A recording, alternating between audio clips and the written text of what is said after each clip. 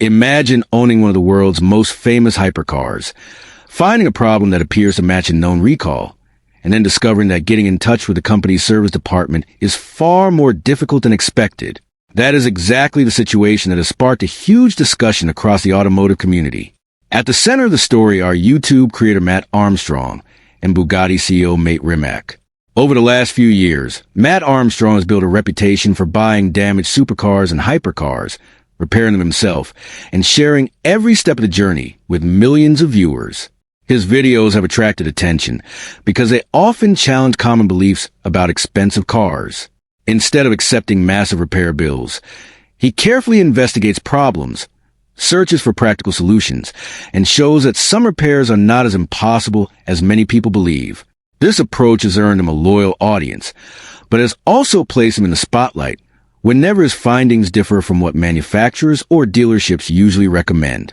The latest chapter in this ongoing story began after Mat purchased a Bugatti Veyron.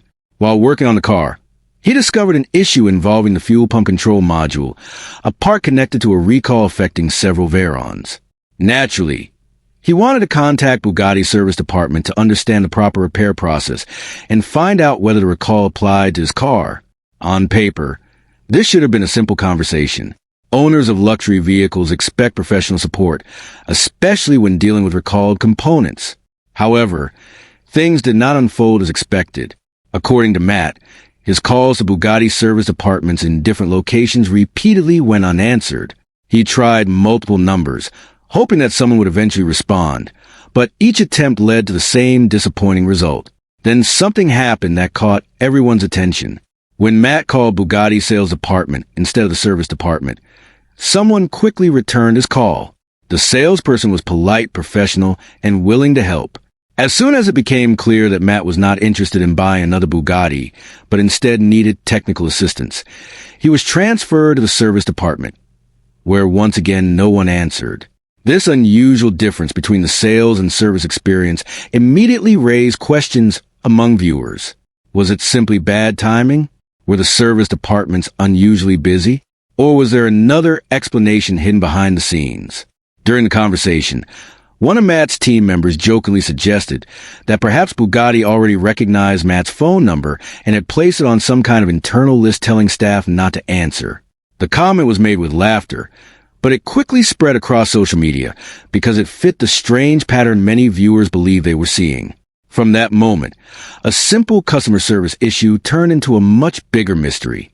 People began asking whether this was only a coincidence or whether someone inside Bugatti knew exactly who was calling. Before jumping conclusions, however, it is important to remember one key fact that often gets lost during online discussions. At this point, there has been no public evidence showing that Mat Armstrong's number was intentionally blocked or that Rimac personally instructed anyone to ignore his calls. The unanswered calls are real according to Mat's experience, but the reason behind them remains unknown. That uncertainty is exactly what has made this story so fascinating. It combines luxury cars, a famous YouTube creator, a well-known CEO, and a series of unanswered questions that continue to fuel debate throughout the automotive world. To understand why so many people immediately started connecting this latest incident to Rimac, it is necessary to look back at everything that happened before Mat Armstrong ever bought the Bugatti Veyron. This story did not begin with a missed phone call. Instead, it started several years earlier when Mat purchased a heavily damaged Bugatti Chiron, one of the most expensive and advanced hypercars ever built. Many people believed the project would be impossible because Bugatti vehicles are famous for their complex engineering, strict repair procedures, and extremely expensive replacement parts. Industry experts often describe these cars as machines that can only be repaired properly by Bugatti-approved technicians using specialized tools and factory support.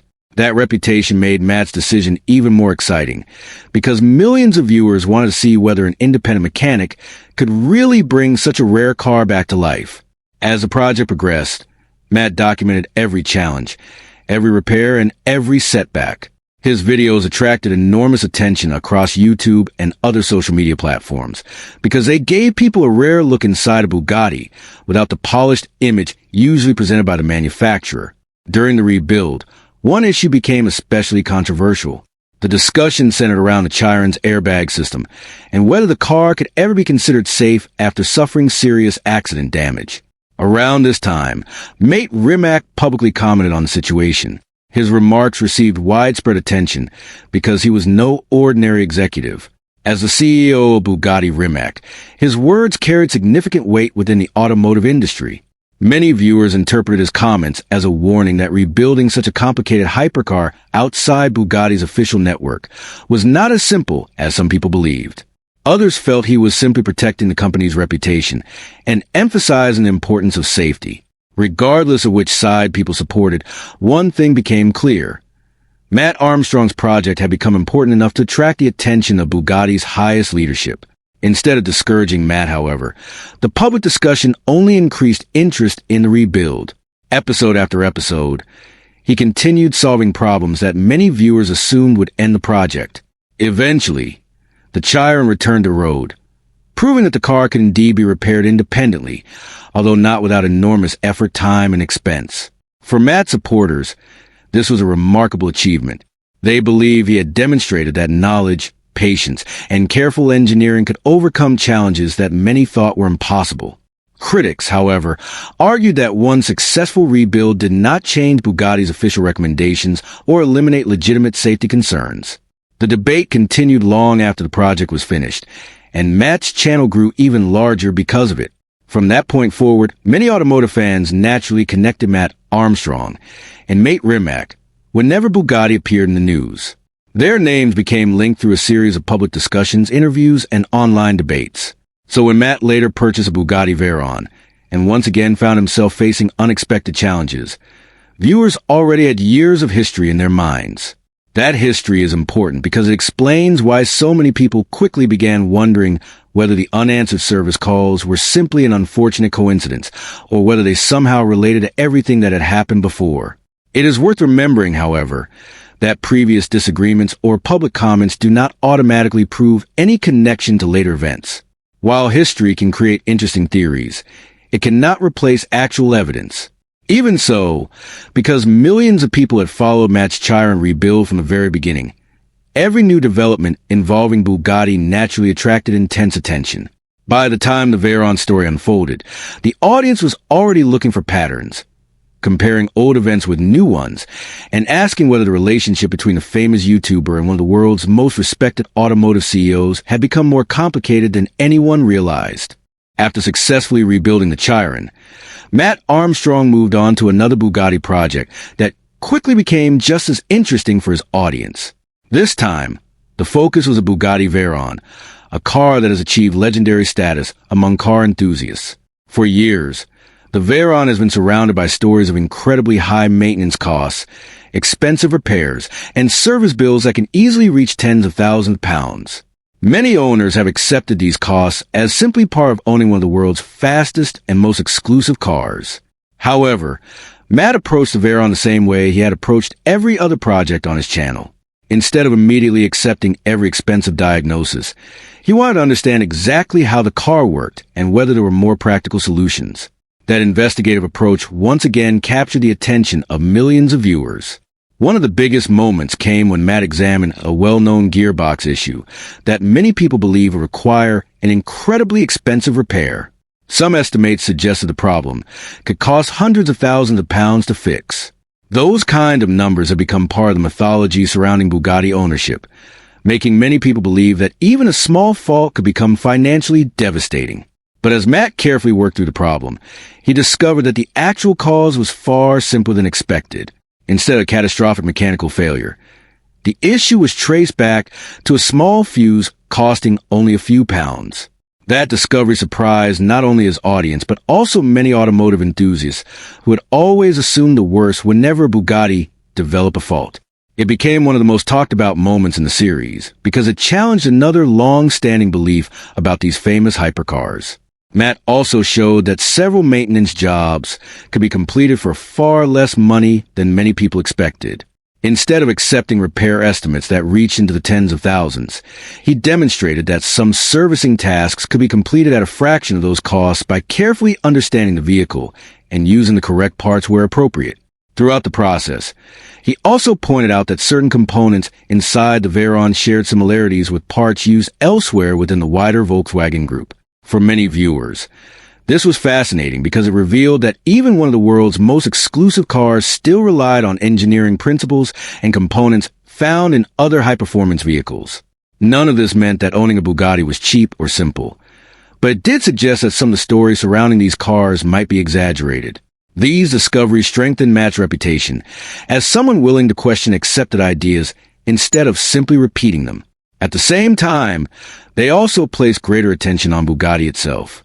Every new video encouraged discussions about repair costs, manufacturer recommendations, and whether independent specialists could sometimes solve problems just as effectively as official dealerships. By the time the fuel pump control module failed, viewers already expected another investigation rather than a straightforward repair. Matt's first instinct was not to criticize Bugatti, but to contact the company and ask about the recall process. If the component was covered by an official recall, the logical step was to speak with Bugatti's service department and understand available options. That decision is important because it shows he was attempting to follow the manufacturer's process before exploring independent solutions. Instead of immediately repairing the problem himself, he reached out through the official channels first. What happened next would become the center of the entire controversy, not because of the faulty part itself, but because the simple act of making a few phone calls unexpectedly developed into one of the biggest discussions currently taking place within the automotive community. Everything changed the moment Mat Armstrong began trying to contact Bugatti's official service departments. On the surface, it seemed like a routine step that every vehicle owner would naturally take. He had identified what appeared to be a faulty fuel pump control module, and after reading that similar parts had been included in a recall affecting multiple Bugatti Veyrons, he wanted to understand the correct process for inspection or replacement. Nobody watching expected this part of the story to become dramatic. Normally, you would imagine a customer calling the manufacturer's service department, speaking with an advisor, providing the vehicle identification number, and then arranging the next steps. That is exactly how customer support is supposed to work, especially when dealing with a company that represents the highest level of luxury and exclusivity in the automotive world. But according to Matt, the experience unfolded very differently. His first attempt was to contact Bugatti London's service department. Instead of reaching a service advisor, his call went directly to voicemail. At first, this did not seem particularly unusual. Businesses miss calls every day, and service departments are often busy helping customers already in the workshop. Thinking it was simply bad timing, Matt tried again. The result was the same. He then searched for other contact numbers, hoping that another department or another location would provide assistance. He reached out to Bugatti Paris, expecting that one of the company's major European service centers would answer. Once again, there was no response. Rather than giving up after only a few attempts, Matt continued calling different Bugatti service numbers that were publicly available. According to him, each attempt produced the same disappointing outcome. No meaningful conversation took place, and no one appeared available to discuss the issue with his Veyron. As viewers watched these repeated attempts, they naturally started asking questions. Was this simply a series of unfortunate coincidences, or was something unusual happening? Luxury car manufacturers are known for offering personalized customer service because their clients expect a premium ownership experience. That expectation made the repeated silence appear even more surprising. Then came the moment that truly changed the direction of the story. Instead of calling another service number, Matt decided to contact Bugatti London's sales department. This decision produced a completely different result. Although the sales team initially missed his call, they returned it shortly afterward. A salesperson introduced himself politely, explained that he had noticed a missed call, and asked how he could help. The conversation sounded exactly like the professional customer service people expect from a prestigious automotive brand. Matt explained that he owned a Bugatti Veyron and believed the fuel pump control module might be affected by a recall. Rather than dismissing him, the salesperson listened carefully and explained that the service department would need information such as the chassis number before they could provide proper guidance. Everything about this interaction felt normal, helpful, and professional. However, once the call was transferred to the service department, the pattern returned. Once again, there was no answer. For many viewers, this became the most interesting part of the entire story. The sales department appeared responsive and eager to communicate, while the service department remained unreachable despite multiple attempts. That clear difference between two departments operating under the same Bugatti network immediately became the main topic of discussion. Some people believe it was nothing more than coincidence. Others wonder whether service departments followed different procedures or simply experienced unusually heavy workloads. Whatever the explanation might be, the contrast was impossible to ignore. At this stage, the story was no longer just about a faulty component inside a Bugatti Veyron.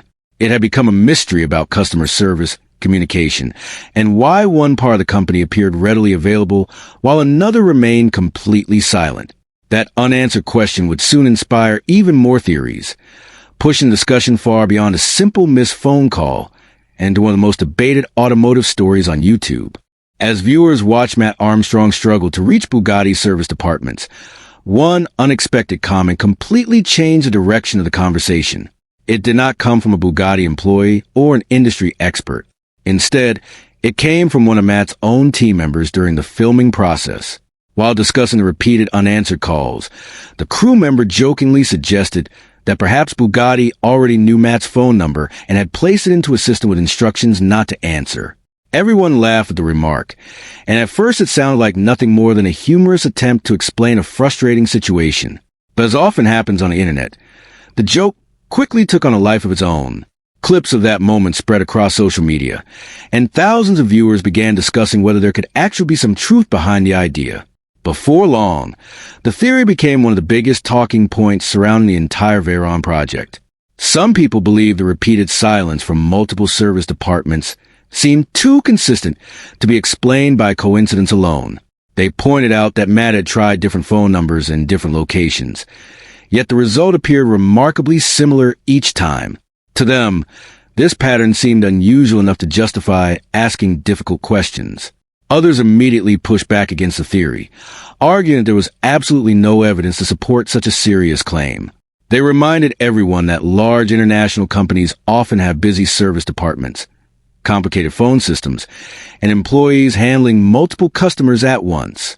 Missed calls, they argued, are frustrating but not necessarily suspicious.